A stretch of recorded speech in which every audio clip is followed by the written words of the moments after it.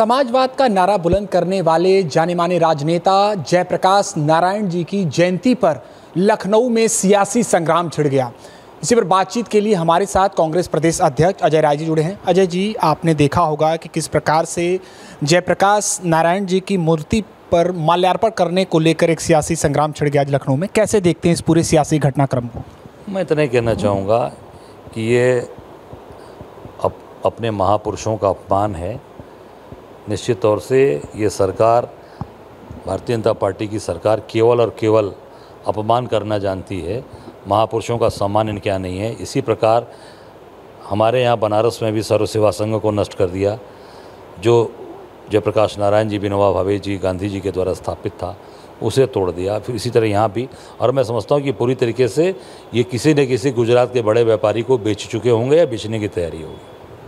Ajay ji, Samajwadi party ने कहा है कि इस अपमान के लिए नीतीश कुमार को बीजेपी से रिश्ता तोड़ लेना चाहिए, आप क्या मानते हैं? नहीं, बिल्कुल नहीं, बहुत ही अच्छी बात उन्होंने बोली है। और निश्चित तौर से जैसा उन्होंने कहा है कि आज नीतीश कुमार जी समाजवाद के बहुत ही प्रमुख नेता हैं और निश्चित तौर से उनको उस पर विचार करना चाहिए और निर्णय लेना चाहिए। जबकि नीतीश कुमार तो ऐसा कह रहे हैं कि ऐसी उनकी पार्टी का ये कहना है कि नहीं, एक मजबूत गठजोड़ है भारतीय जनता पार्टी के साथ। अब गठजोड़ है, जैसे गठजोड़ कर रखा था भाजपा ने जेजेपी के साथ, जैसा गठजोड़ कर रखा था पीडीपी के साथ, अगर वैसे ही गठजोड़ रखना है तो मैं समझता हूँ कि मेरी उनको शुभकामनाएं हैं, उस पर वो काम करें उनके साथ। और उत्तर प्रदेश उपचुनाव की बात कर लें तो 6 सीटों पर समाजवादी पार्टी ने अपने प्रत्याशियों के नाम का ऐलान कर दिया है। अजय जी, आपने 5 सीट रखी थी, अब क्या विचार कर रहे हैं? देखिए, हमने अपना प्रस्ताव केंद्रीय नेतृत्व को भेज दिया था, ऑल इंडिया कांग्रेस कमेटी को। अब निर्णय उनको लेना है, निर्णय जो भी लेंगे उसको निश्चित तौर से हम लोग यहाँ पालन करेंगे, मिलकर लड़ेंगे और डंकी की चोट पर भारतीय जनता पार्टी को इस बार 10 सीट पर से इनको विदा कर देंगे। आप फूलपुर या मझवा में से कोई सीटों पर लड़ना चाह रहे थे? नहीं, देखिए, मैंने दिया था 5 का प्रस्ताव, फूलपुर भी था, मझवा भी था, आपके मीरापुर, आपके गाजियाबाद और एक खैर की, ये 5 सीटें दिया था।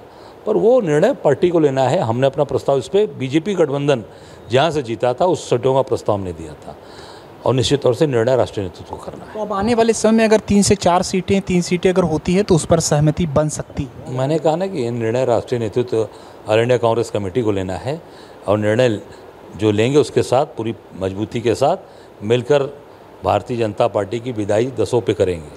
हरियाणा को लेकर एक जो भी स्थितियाँ थी कांग्रेस के पक्ष में थी, लेकिन जब नतीजे आए तो कहीं ना कहीं एक बड़ा उलटफेर हुआ। सपा का कहना है कि अगर वहाँ पर अखिलेश यादव लड़ते तो कुछ तस्वीर और हो सकती थी वहाँ पर। देखिए, उसकी समीक्षा हो रही है, कल राष्ट्रीय नेतृत्व बैठा था, उसकी समीक्षा हो रही है और उस पर मैं समझता हूँ कि जल्दी सारी चीज़ों की जानकारी बताई जाएगी। और जो रिजल्ट हम लोग सोचे थे वो रिजल्ट नहीं आया, पर उस पर सीख लेकर आगे के लिए हम काम करेंगे। एक अंतिम सवाल, गिरिराज सिंह भारतीय जनता पार्टी के नेता बिहार में हिंदू स्वाभिमान यात्रा निकाल रहे हैं।